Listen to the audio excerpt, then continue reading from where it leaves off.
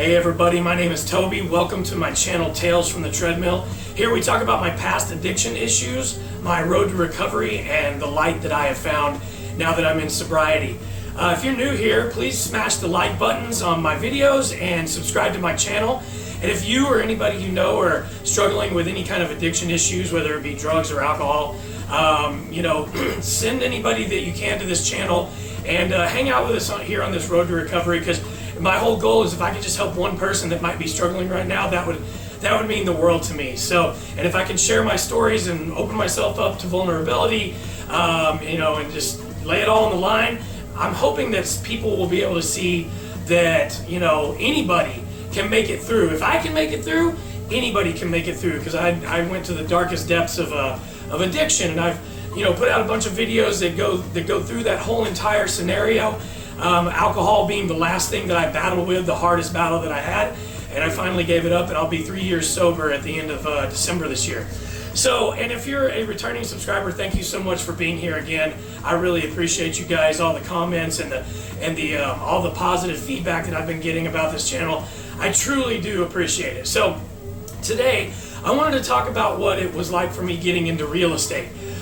Before I do that, I just want to say that I've had a lot of questions from people asking me, did I quit playing music? That would be a huge no. I am a songwriter, guitar player. I write lyrics, and I constantly am writing my entire life. Ever since I was about 13 years old, when I really wanted to, go into music, I've been a songwriter, and that's not something that ever goes away. I am a songwriter and a guitar player and a musician to my core, and I will never not be that. I'm writing music constantly with some buddies of mine now, and we're putting together projects and recording and doing all kinds of fun stuff like that. So no, I got into real estate because I wanted to get out of bartending. When COVID hit, it was the perfect opportunity, I felt, once everything shut down, and I started really examining my life. I had been, 3.5 months sober at that point.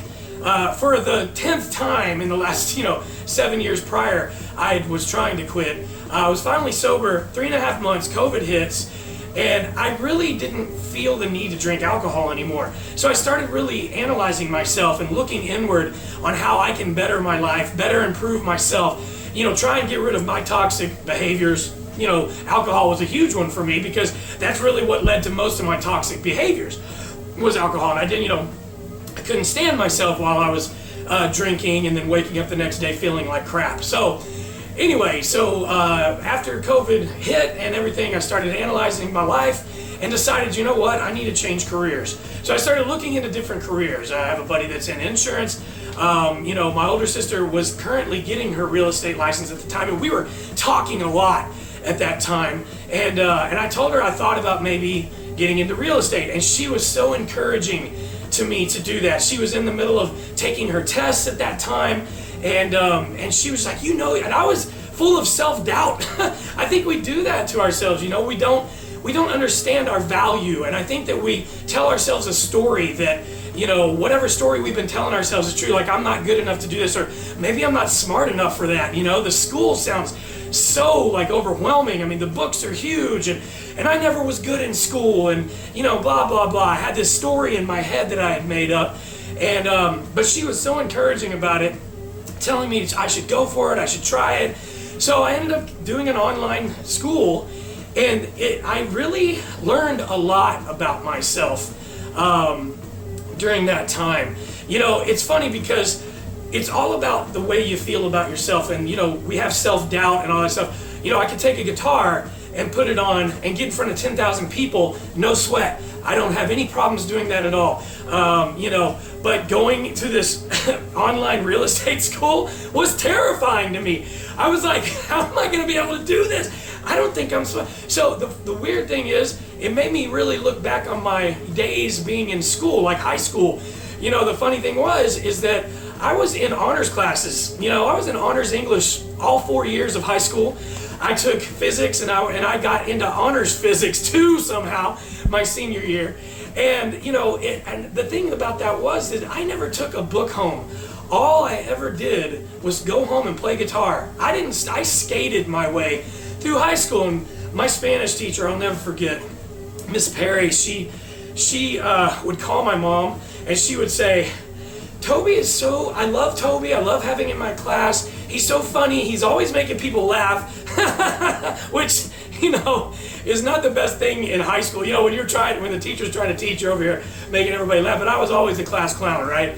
And so, but she would just tell my mom and dad, you know, he's so smart, but he doesn't apply himself. And you know, one thing that Miss Perry was right, I did not apply. If I'd applied myself at school, I probably could have been a straight A student. You know, both my sisters were straight A students. And I probably could have been that too, but I was too busy wanting to be a rock star. And of course, I went on to play in bands and write songs, had songs on the radio. I mean, I found a level of success at that, you know, not as high as I'd like to have gone, but I mean, it was an amazing experience. I have no regrets about doing that at all. And I'm always, like I said, going to be a musician. But so I'm in this online real estate class, and I found it fascinating reading about the history of the country, how property started being sold, just all of the things that went along with it, you know, all of the laws that went along with it. I found it all fascinating. And so I was paying attention, and I would pass my test with flying colors easily. And it was like, I was like, oh gosh, I got a 98 or, you know, whatever. And I got through and got all of my certificates in real estate school. And I passed that. Then I had to take the state and national exam, right? Well, that's a whole different animal. You got to study for that. You know, so I borrowed a couple of workbooks from Champions Real Estate from my friend's wife. And I studied, and I've already told this story. I passed the national, which is the hardest part, I think. It's the longest part. And then I failed the state the first time. So I went back a week later after studying and passed the state in like 15 minutes. I knew the answers because I studied and I applied myself. And so being in that school really taught me just self-worth and self-value. I mean, when I passed the state exam and I got in my car, I mean, yeah, I say this all the time, I cried. I'm a big, you know, like softy, man. I cry at Disney movies. My wife thinks it's funny. My daughter thinks it's hilarious. I mean, I was taking her to Disney movies when she was a kid, and I'd be over there, some sad part would come up, and I'd be like, and Brianna would look at me and be like, are you crying? My daughter, you know, she's 8 years old. Are you crying, Daddy? Yes. Sorry, the deer died or whatever, you know. So, but yeah, I was very emotional over it because I think in that moment I thought, wow, you know, I really learned a lot about myself by taking this challenge and becoming a realtor.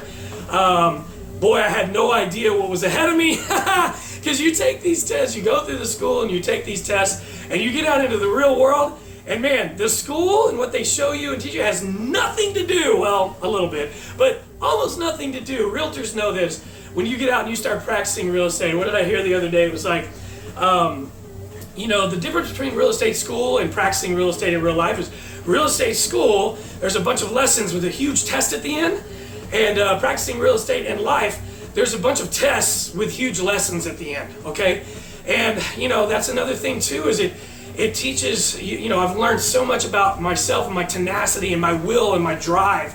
You know, going into the first 6 months of real estate was rough. I talked about that on a couple videos ago about, you know, the first 4 months of that year of 2021 were awful. Several funerals, just my mind was jumbled. I couldn't get it. But once I started really being able to focus on real estate about 6 months in, good things started to happen. I started promoting on Facebook and I started getting people to call me and needing help with real estate. And I was not prepared, I don't think, for the amount of work. They don't prepare you for exactly what is going to transpire once you get in. The school is like easy peasy when it comes to the reality of being a realtor. People don't understand. I don't think realtors get enough credit. People think that realtors just go and open doors for people and oh, hey, yeah, check, you want to buy you know, that's not how it works. There is so much work and there's so much to learn. It's a never-ending learning experience. But one thing that I really found out about myself was Miss Perry was right. If I'd have just applied myself, you know, I would have done so much better in school. Probably would have created so many huge opportunities for myself because of that. But it is what it is. Life has been what it is. But it's just, I have that confidence now that I know I can do anything. You know, and being sober is another huge reason why that happened. I don't think that this experience would be the same if I was still just doing the drinking the way that I was prior to becoming sober, I don't feel like I would have this feeling about myself. Like, I feel very strong now, and I feel very like I've got such a huge will to succeed and the desire to do so, and to just be a better person all the way around. And real estate has really opened up that door for me. The first time I sold, I helped someone sell their house, and then they bought their new home to grow their family. Like I told you guys, I'm a big softie. I bawled my eyes out because you don't understand the feeling until you're there, when you're helping a family and this is possibly their dream home, number one, but also they're going to be living here maybe until forever. I mean, this is maybe their forever home. They're going to grow their kids here. They're going to grow their family here, I should say. They're going to raise their kids here. They're going to go to schools here. It's a huge deal to get to be a part of someone's life in that way, and I feel so fortunate and blessed every day that I get to help people do that. So that being said, I'm gonna get off this right now, but I wanted to throw that out there because it's part of the journey. Oh, I'm sorry, I gotta wipe my sweat. It's part of the journey. Listen, guys, here's what I'm thinking about doing. It hit me this morning on my way to the lake with Kingsley.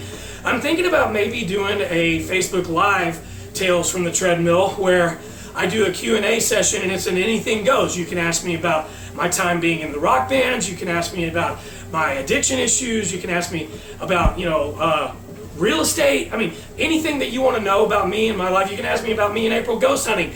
I'm thinking about doing a Facebook Live. Let me know down in the comments if that'd be something that you guys are into, because I love interacting with people, and I would love to talk to all you guys. And I think it'd be really cool to do it in a live format where it's a question and answer kind of deal on anything you guys want. All right, listen, guys, I hope you have a wonderful rest of your day. And Halloween is almost here, and also mine and April's anniversary is Saturday. I'm so excited for this weekend. So listen, y'all have a wonderful Thursday, and I will talk to you again tomorrow. Thanks.